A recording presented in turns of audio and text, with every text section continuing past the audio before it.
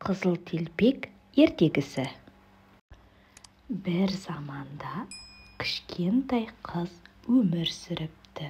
Туған күніне анасы оған қызыл телпек сыйлапты. Содан көршілердің бәрі оны еркелетіп қызыл телпек деп атап кеткен екен.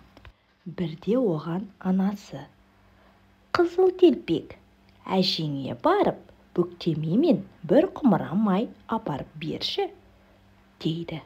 Қызыл телпек анасының сәлем сауқатын алып, әжесіне көрші ауылға жолға шығады. Орман ішімен келе жатса, алдынан сұр қасқыр шыға келеді. «Қайда бара жатырсың, қызыл телпек?» дейді. «Мен әжемнің халін білейін деп бүктемемен бір құмыра май апара жатырмын», дейді. «Әжең алыс тұра ма?» деп сұрайды сұр қасқыр. «Ана орман артында диірмен қасындағы үйде тұрады». Қасқыр өте аш болатын. Ол алдымен қыздың әжесін жеп, сосын қызыл телпекті әжесінің үйінде күтіп алып, оны да жеп қояйын деп ойлады. Сондықтан ол қыздың әжесінің үйіне ең қысқа жолмен жорта жөнеледі.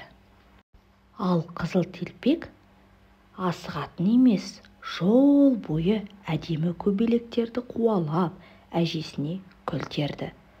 Қасқыр осы кезде қыздың әжесінің үйінің есігін қағып, жіңішке дауыспен: «Бұл мен, қызыл телпекпін, саған бүктемемен бір құмыра май әкелдім», дейді қасқыр.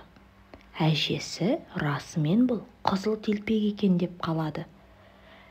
«Жіпті тартсаң, есік ашылады», деп айғайлайды әжесі. Қасқыр жіпті тартып қалып еді, есік ашыла кетті. Ол әжейді қылғытып жұтып қойды да, өзі оның төсегіне көрпені бүркеніп, жамылып, қызыл телпектің келуін күте бастады.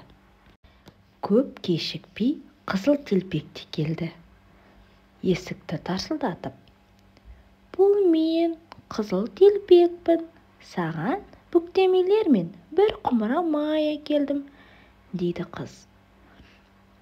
«Жіпті тартсаң, есік ашылады», деді сұр қасқыр қарлыққан даусымен.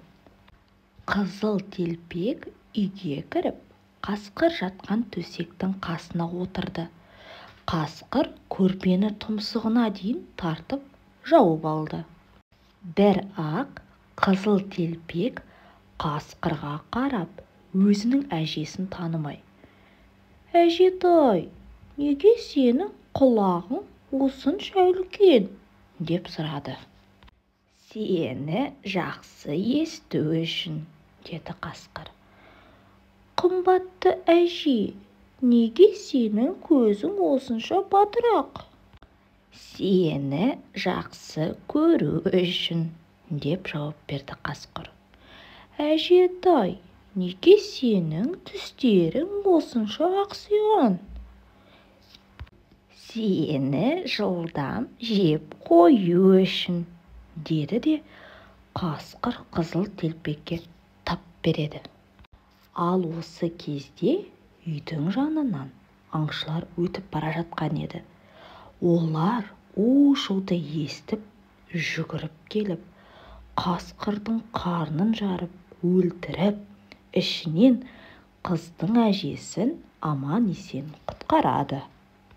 Сөйтіп, ажалдан құтылған әжесі мен қызыл телпек құшақтаса қауышып, сағыныштарын басыпты.